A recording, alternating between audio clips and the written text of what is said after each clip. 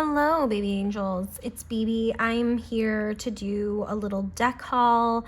I've acquired some decks since the new year, and let's get straight into it. The first category I have, which is the shortest category, or the smallest, if you will, is Kickstarters. The Craft Felt Tarot came in. I know you've seen this a ton online.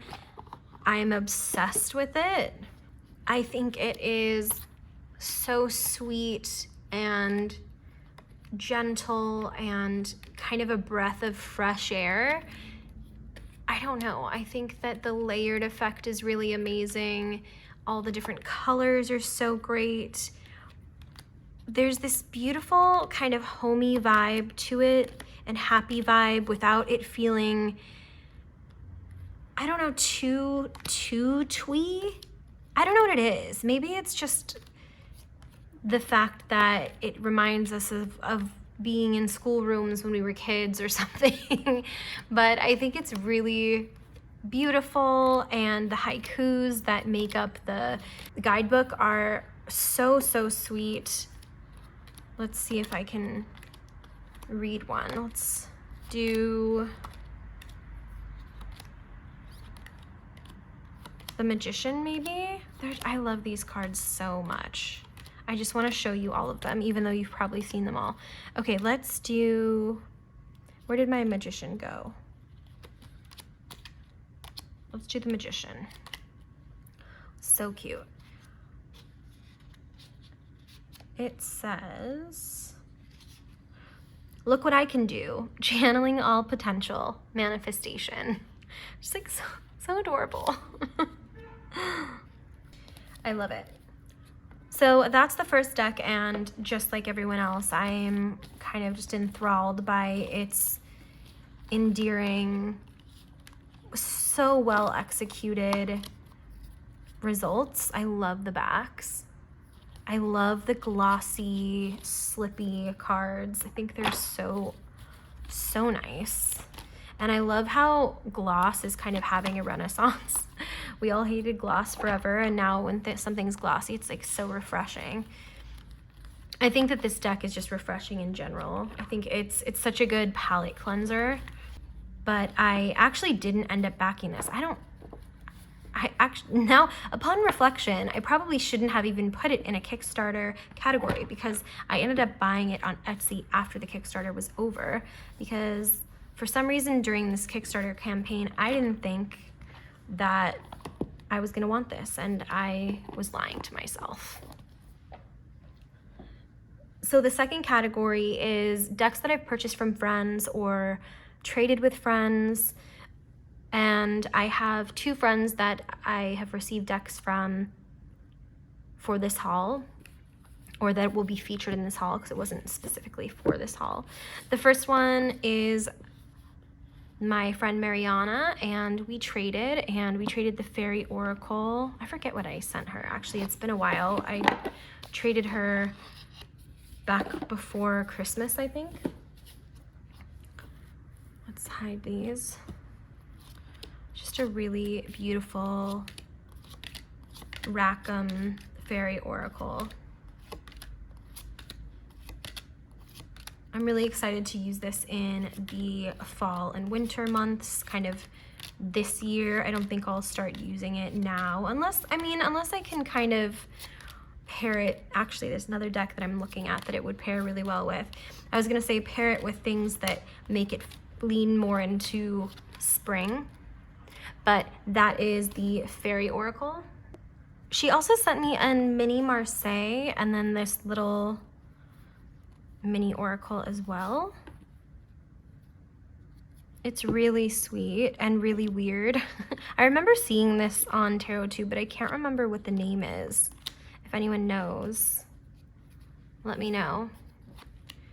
But it's a little bit absurdist, and I didn't think that I was gonna keep it, but I definitely will, because I don't know, I've been having fun with it. Nymph Leaves, This Murky Broth, and Splits.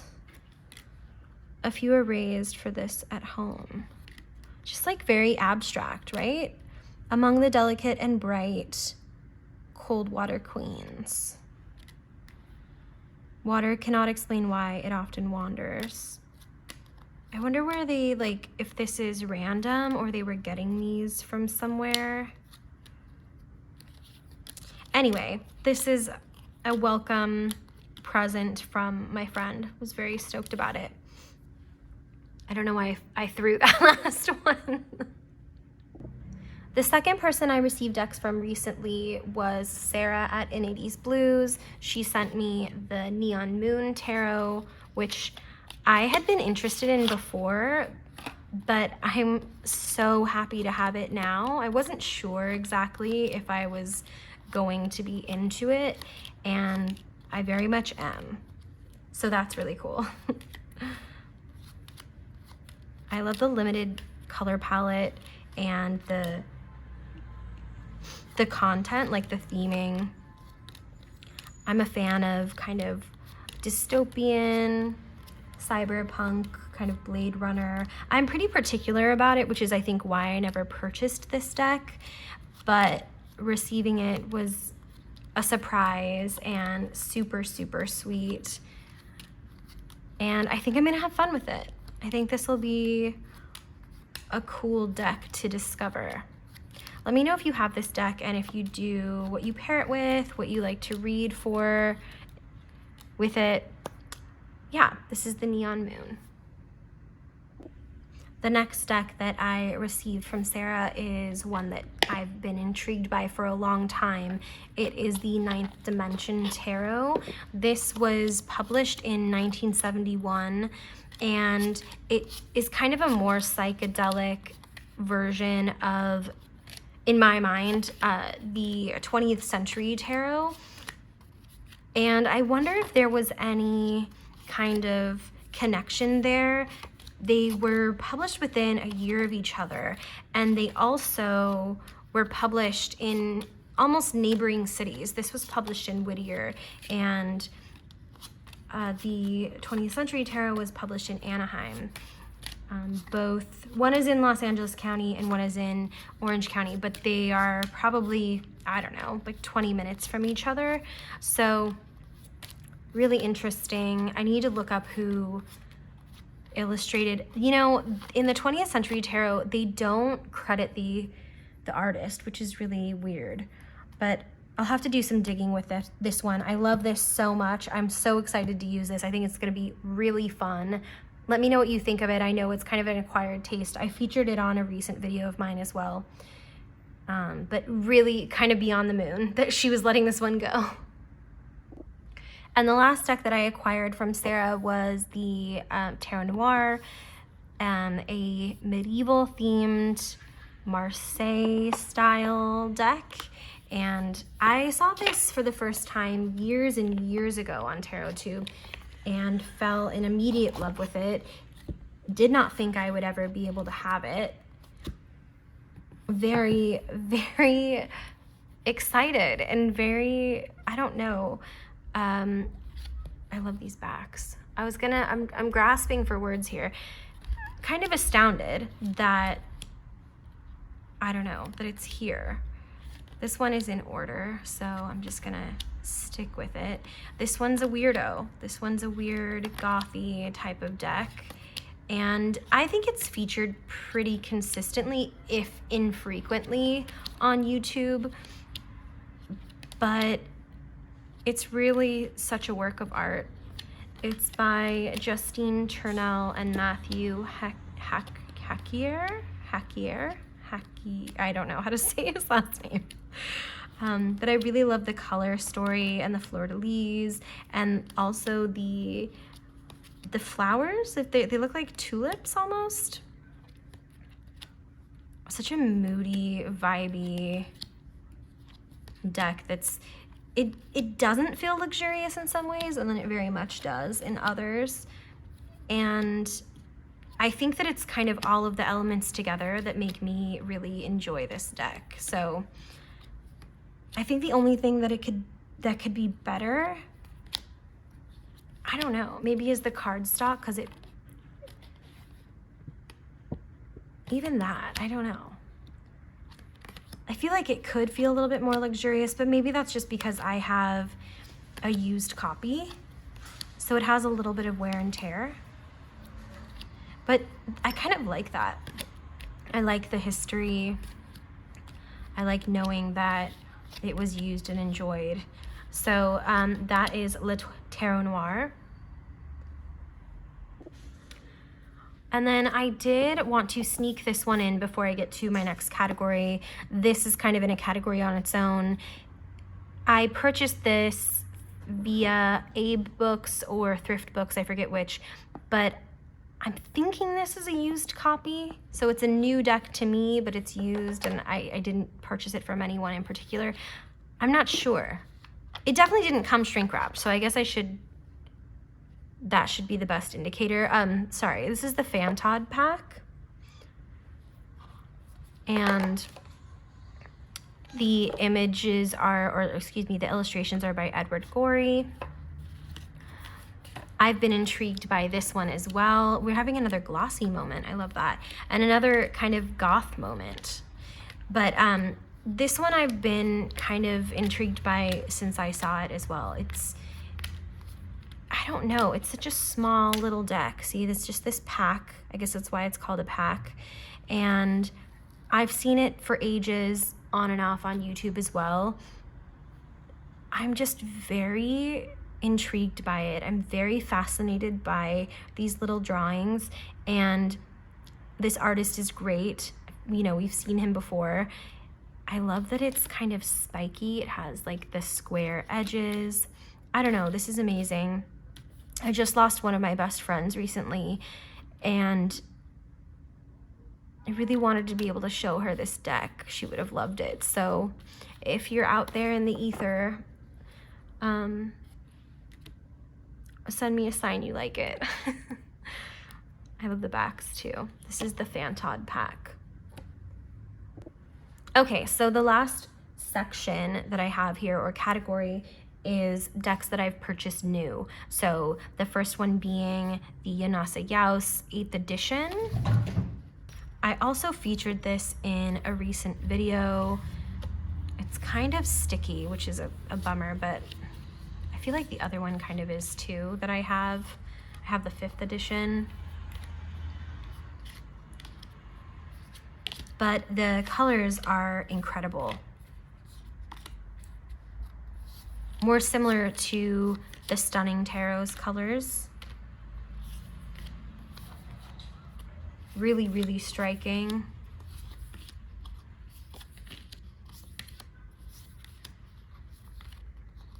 And I don't know, as soon as I saw this box and this image, it's kind of sold me immediately. So I'm really grateful to have been able to sneak in under the radar and get this one kind of last minute. So gorgeous. This one obviously has been featured a ton online.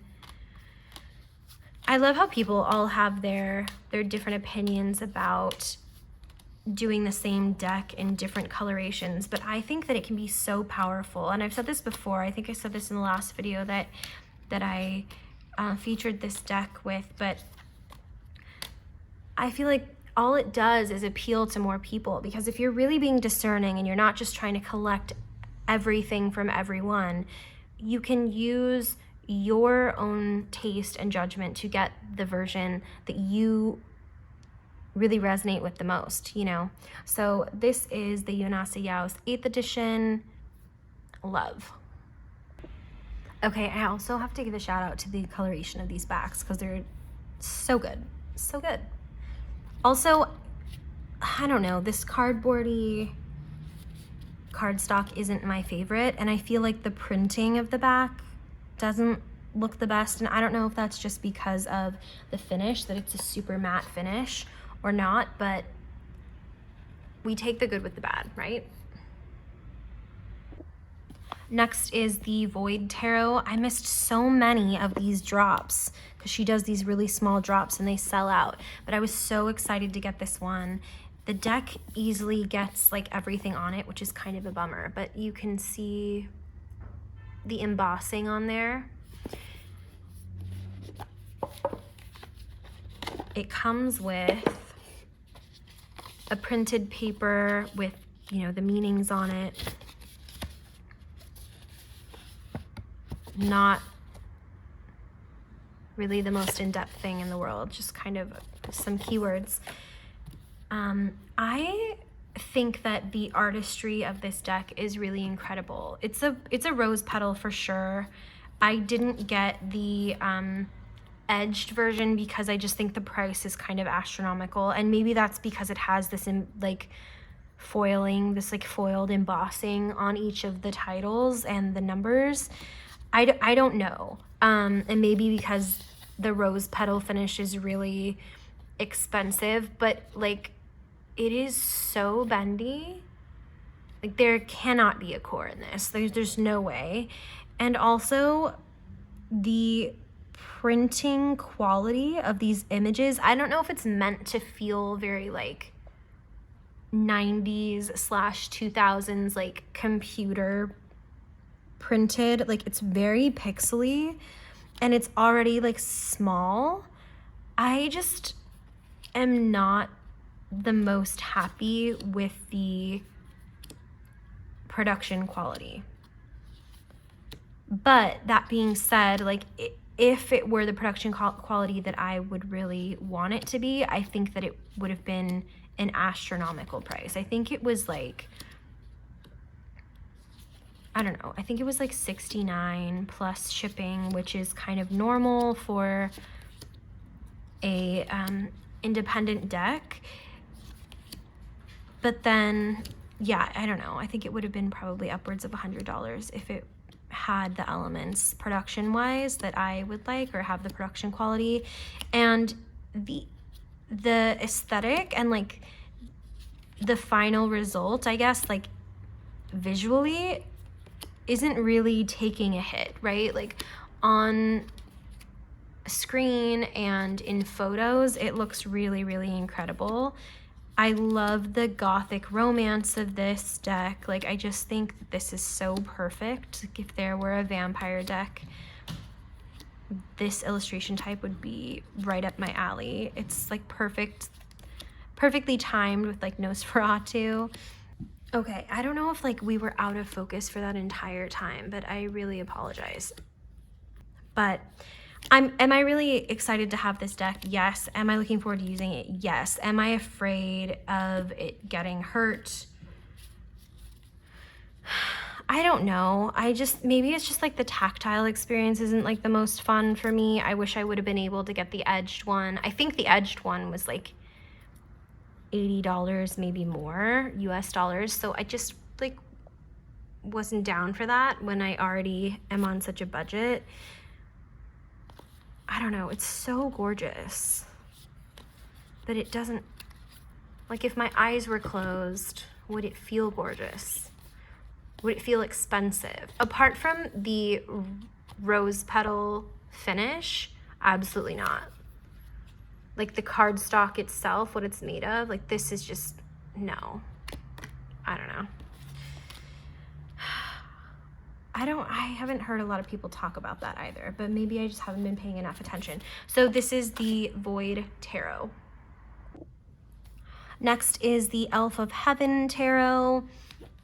I spoke about this a little bit on another video that I featured it on. I know that this is kind of a legit facsimile, and the most kind of, like the most kind of legitimate version that I can purchase right now without trying to find the original that is probably hundreds and hundreds of dollars. But I'm just like not stoked about, again, like the print quality, the print image quality on the box either.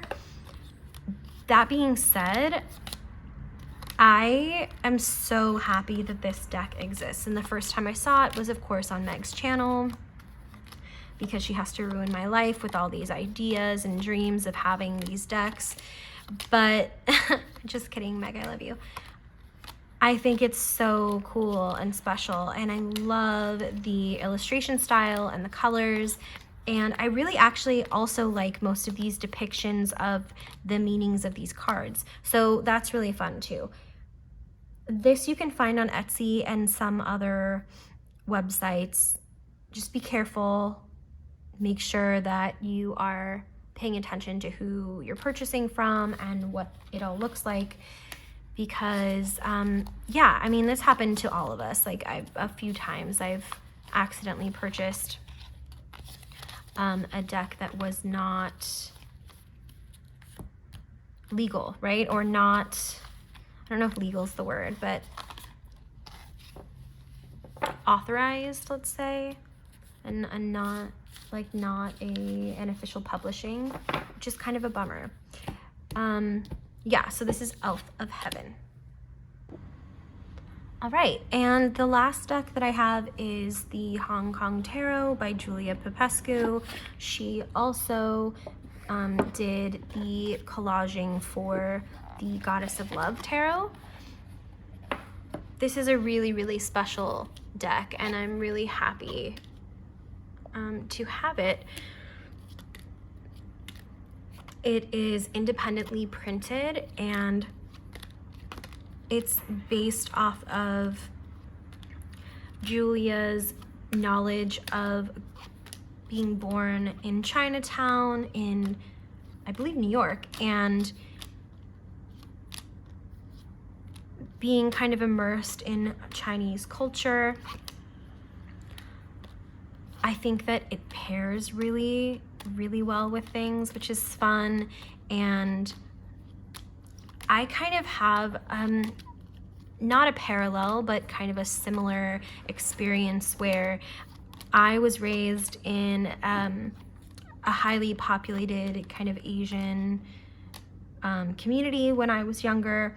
Until I was about 8, I was living in Hacienda Heights in like the Puente Hills area of California, and kind of every sign was in an Asian language before it was in English. So being surrounded by a very diverse and large Asian community was kind of the norm for me, which I loved. And I was always fascinated by Eastern Asian culture and imagery. So this is kind of personal. It feels really awesome to have. It's very different from anything that's out there right now, which I love. Maybe I'll pop up a picture of the Chinese Christian preschool that I went to because you'll laugh at the fact that I was like one of maybe 3 little kids who was not of Asian descent, which was cute. My grandparents said that I used to know Chinese when I was a kid. It's interesting, I haven't had a ton of Chinese friends like growing up in school after I moved to Orange County, because I think there's not a huge Chinese population in Orange County, but I was exposed to, through my friends, more Korean culture and Malaysian culture, so that was really interesting as well. And I just love being around people from all different backgrounds so that you can get new perspectives on life and the ways that people live. And I don't know, I'm just someone who loves to know how people tick, and I love that the different parts of the world have such strong perspectives and such different approaches to the arts and living and all of that. I just think it's so cool. So this is my deck haul for the first quarter, I guess, of the year. I hope you enjoyed. If you've made it this far, please give my video a like and subscribe if you haven't already. I want to thank you for being here. Thanks for being my friend. And thanks for being curious. My mom's coming. I gotta go.